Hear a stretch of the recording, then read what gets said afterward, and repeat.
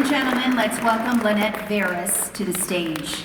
Tonight, she is escorted by Councilmember Joe Decca and Suzanne Feaster with Vitalist Health Foundation.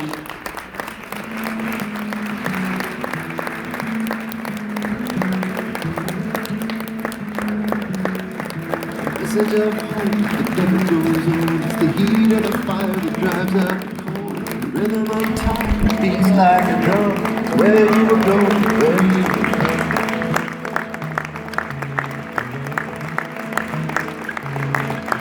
Hey, that's your mom. Message of hope that never goes on. It's sweeter than honey, more precious than gold. The song of a bird on a loving bird. Light of a moon.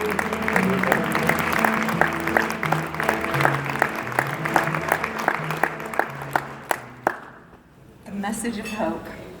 That's what it's about. That was my dear friend David Bailey, who actually survived 14 years with stage 4 brain cancer.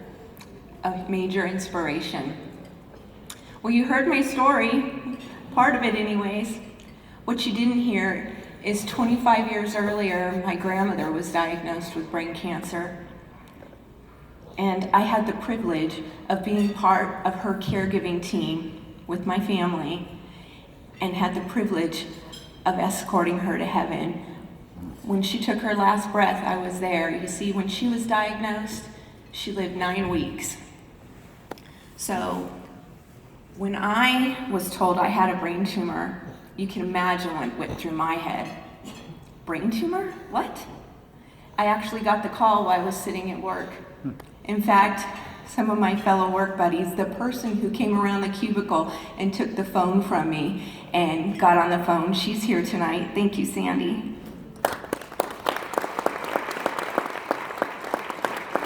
Many of you have probably had those moments, those life-changing moments. Those moments, that brain cancer word is what caused me to want to volunteer. It was in caregiving, it was in taking care of my grandma that inspired me to want to do something, to give back. So I learned in 9 weeks that I didn't want brain cancer to define my grandmother's memory. So I made my pain pay. I made it become my purpose. And so I started dabbling in volunteering. I tried in, hospice. I did some other things with elderly families. And it kind of grew.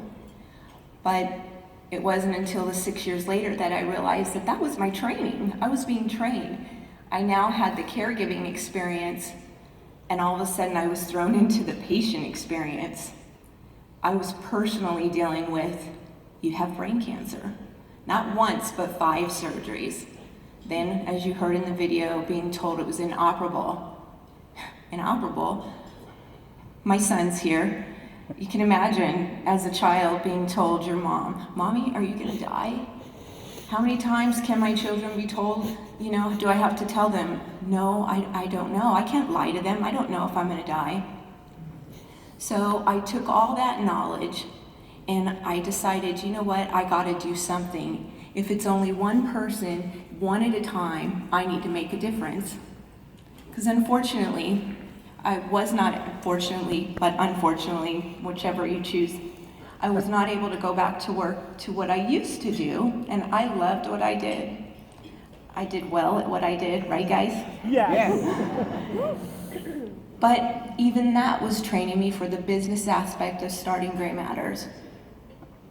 The most important part, and I think that needs to be recognized, are my brain buddies. And I have some of them here tonight too. Thank you for supporting me. Flo, Randy, and I'm trying to remember you all, I'm sorry. I visited them in the hospitals when they were going through it, trying to give back, making a difference. Like my other honorees here have said, it's just about being there, showing up. I think volunteerism isn't just about Well, when we first heard at the very first video when we started, he said it's about feeling good, and you're lying if you say it doesn't make you feel good. It does, and I think that's why I continue to do well. I get my scans just like the fellow brain buddies every 4 months, and I go through the stress. Okay, is this going to be it? Is this when it's going to come back and it's going to take me? But it doesn't. I collaborate with other organizations. Barrows, who is here tonight, thank you very much for supporting me. It's actually Dr. Randall Porter, who couldn't be here tonight, but who nominated me. He saw value in what I was doing at the hospital helping his patients. My doctor, who's also here, my oncologist, Dr. Dardis, thank you. He sees value in what I do because it's a whole package. Any volunteering, it's a whole package. It's being there in the moment, being there for the person, the people, in any volunteering that you do. For me, it happens to be with brain cancer families. I show up, I listen, and it's not that old pat on the hand, oh, I know how you feel. No, I do know how you feel. I know what it is to lose a loved one. I know what it is to watch your loved one take their last breath. And I also know what it is to get your head cut open, to have to tell your family, I love you. I don't know what tomorrow brings, but I know what today brings. And as the video said, don't be defined by the C word. So I would encourage all of you, your pain is personal. It doesn't have to be cancer. It doesn't have to be something mega, but just smile at somebody when they're having a bad day. Just take the time to do something, much like you've heard all the other honorees say. It's just that one, and that's one of our taglines, if only for one. If you can do something every day, then you've done a good thing. It wouldn't be right if I didn't thank my husband, who truly was my one when this started.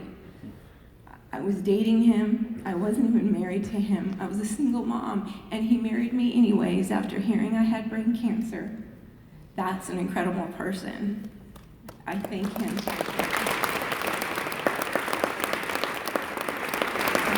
And mostly, I thank all of you for showing up here, because it shows all of us honorees that what we do does have value. And in closing, if you know me, you know I love with all of my being. And my favorite verse, it's on my brochures, it's on my website, Proverbs 17:17, a friend loves at all time. So if you want to be loved, then you be my friend. Thank you.